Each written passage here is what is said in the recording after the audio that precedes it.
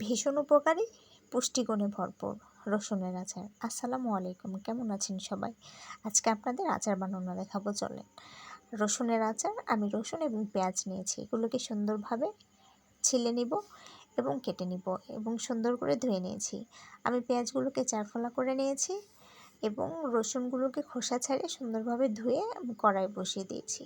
এ পর্যায়ে আমি নিয়ে নিয়েছি কাঁচামরিচ, লাল কাঁচামরিচ।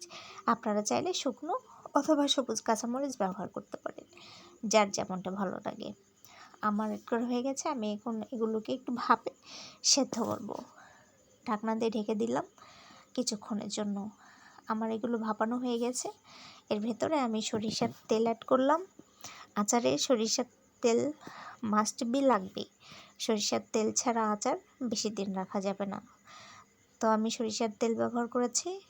আমি অনবরত নাড়তে থাকবো যেন পেঁয়াজের কালারটা ব্রাউন কালারে চলে আসে। আমার পেঁয়াজটা প্রায় ব্রাউন কালার হয়ে গেছে। আমি এর ভেতরে তেঁতুল দিয়ে দিয়েছি, লবণ দিলাম এবং একটু হলুদ দিলাম। দিয়ে আমি আচারগুলোকে নাড়তে থাকবো যেন সমস্ত মিশ্রণটা আচারের গায়ে লেগে যায়। তেঁতুল ছাড়া কিন্তু এই আচারটি হবে না। তাই আপনারা গোটা তেঁতুলও দিতে পারেন এবং তেঁতুলের কাঁধও দিতে পারেন।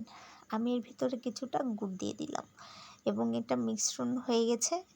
আমার আচারের তেলটা উপরেও এসেছে, মানে আমার আচার হয়ে গেছে। আপনারা এভাবে ট্রাই করতে পারেন আচার বানাতে। আমার আচারটা পুরোপুরি রেডি। আমার রান্নাটা আপনাদের যদি ভালো লেগে থাকে তাহলে আমার চ্যানেলটা সাবস্ক্রাইব করবেন এবং আমার পাশে থাকবেন। আমার আচারটা যাদের একেবারেই পছন্দ হয়েছে, যারা নিতে চান, তারা আমার কন্ট্যাক্ট নাম্বারে যোগাযোগ করতে পারেন এবং অর্ডার করতে পারেন। আমি আচারের মশলা তৈরি করে নিব। মশলাগুলোকে ভেজে নিয়ে গুঁড়ো করে নিয়েছি। আমি এলাচ, দারুচিনি এবং আচারের মশলাগুলোকে ভেজে একেবারে মিহি গুঁড়ো করে নিয়েছি। এখন আচারের মধ্যে সুন্দরভাবে মিক্সড করে নিব।